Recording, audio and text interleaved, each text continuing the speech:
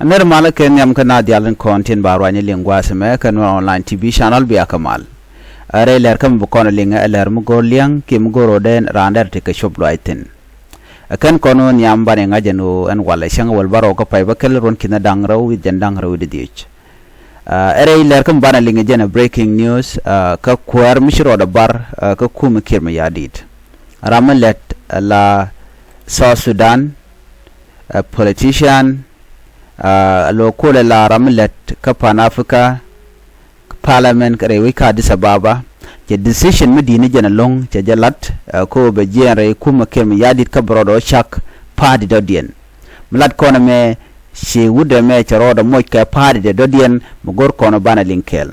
kan kono nyambe je ngajen wonene kuma South Sudan tele malantama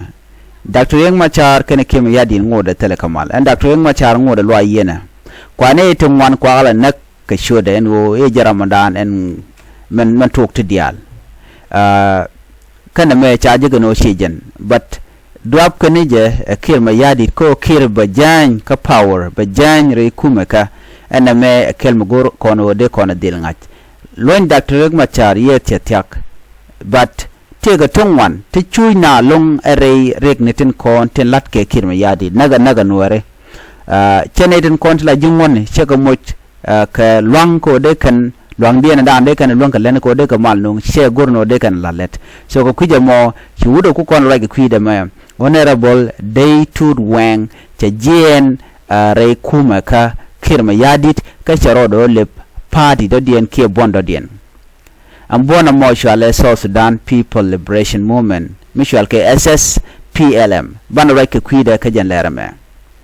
malwe ka yeshit ka men ci konaling nuwen bo warga me men ci gor ba je nywaga yekel ka do badan en che nunga je ko de kon dial tika ngaj murung ka ta dan en lede ka je ka warga dan ci gor ba je kon ga kel met ba lo jokka tungnat chena bitu kelu adi en gwaz me South Sudan People Liberation Movement keeping democracy alive che ga gwartene men shode men warga de men number gwadmo okay Kajomu jakwen gwaseme jene brothers and sisters of South Sudan. I stand before you today with a heavy heart but also with great hope. I greet you in the name of our beloved nation, the Republic of South Sudan, and in honor of our martyr, the brave sons and daughters who sacrifice everything so that our people may live in freedom and dignity. Sadly, the dream for which they pay the ultimate price has been hijacked by tyranny, corruption, and brutality. Today, our nation bleeds under the oppressive rule of the SSPLM regime led by Kiir mayardit. Ka jaw shanen gwasame chan be kwene je kele but bella ni manana le rode no kuma Kiir mayardit ngai kondi ala no melade chena chega normal okay tel mal manonga bana jaw me ban jelinga gwa kude shalka me honorable Dey Tut wang ka jaw danen cha kwen ka ta dana dong wungwane ka jentama re wik ka South Sudan ban jome ban jilingo gwa ko gorano bete ngaj morong nywaga ne ko ken gwaye kenyam ala bona pa shaka chwale SSPLM chikondi ala dil ngaje no Dey Tut wang aramkel millet ala South Sudan representative ka Pan African Parliament rewika Addis Ababa decision is made ke mi kamrar ke ko jen she gorno belef no ka pardo dien mo gorno ba je supporting ke bana chonga je kelten o jante ga me je mo senen ka kuma Kiir mayardit position dan teten re witin binami ka South Sudan ka Pan African Parliament jen aran money mishun ka kwi do aran Nasser County gwade dan e nakana ka je la jodo la ja tuba ko de Kiir mayardit da na da ka pelche ga de book ka gan simni ka de book ka mechi dit chaga de book ke incendiary weapon but no more charge odien chargeling ka kanetin kona ta kangot ka dore mala wide ajen kwala bungne je ajen kwana ala nektino ala Nasir murai kona entama che chugu jen wonene tere duom de ngot ka jere kuma ka Kiir mayardit ko benne ka bagu gujan haka ka charge ode chargeling ka no e ramkel medena de ka normal ki mede chonko gwadien ka cha jore cha jelen ko kije mo cha chu jen ka ka cha ro le pad mi dien mishal ke South Sudan People Liberation Movement ka jen shwal ka je SSPLM so jen shanen gwata mene munyo den wo mrai kone ci Dey Tut weng ci ore le bondo dien ka kuiko cha ne ka cha ga chenga jek ka cha ngaje no re wich ka South Sudan cha je gorno te ka mal mi de no no ka ko run to wan cha ngaje no ne ci ji South Sudan ci ka chuch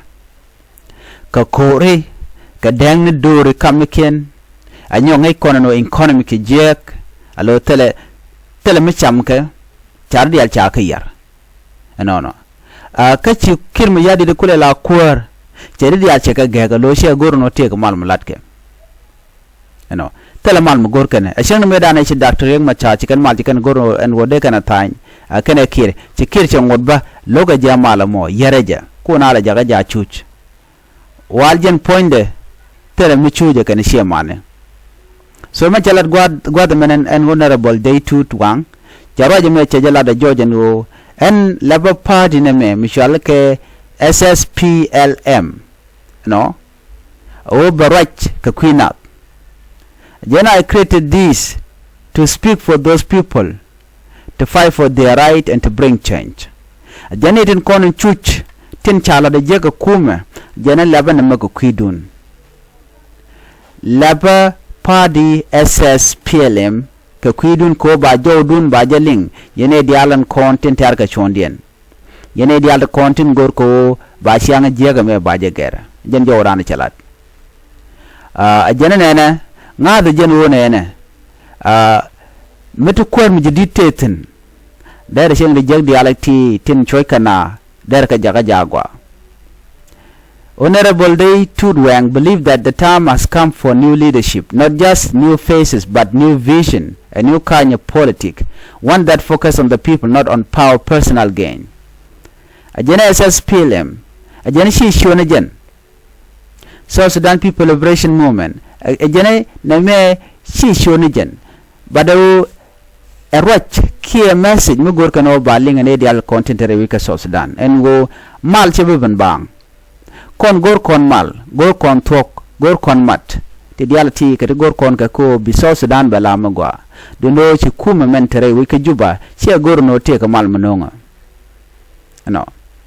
ngai kon no ala siyasa mentere wi ke juba already wala beje ko telemu gwa malat ke Kiir telemal mu gwa magore wujwani jan ka medaka ka jano telemu gwa melade. Of course Kiir take a power ko jandara peace dara janong and but cheno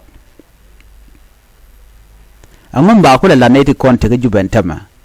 mila siyasin la kene jen ko shanga ke jek cha joden cha jeleng kane ri chop ko de bi jen re wi ke juba ka gwasen be netin kon tin lat ke jek tin cha joden cha jeleng ka ku ko chonga kuina ne ken they are representing their people but their voice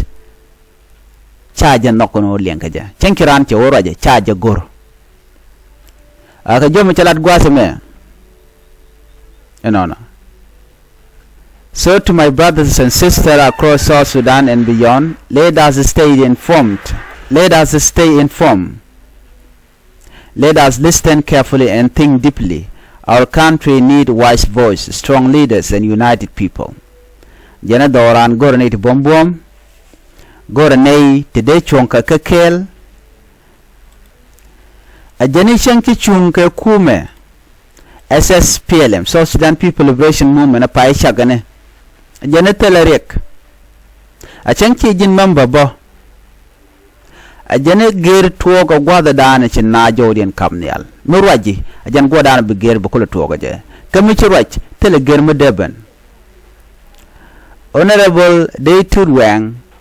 jugane diala no lahane bum kondial nogia wala shia nok ku pade ku je ku yen chonkel wala shia chunkel janna mo shi jandana dinijen men dinijen wo de mal darben but ku me South Sudan tam gajen gwas me telemal mu gajen wo ke pade me shal ke SSPLM ba mal beje no ngre wi ka South Sudan ko barach ka jonat berikin kon tinje ka anas ba kala da George ka ba ka lingwi mon ko bi mal ba kula ben SSPLM Nueri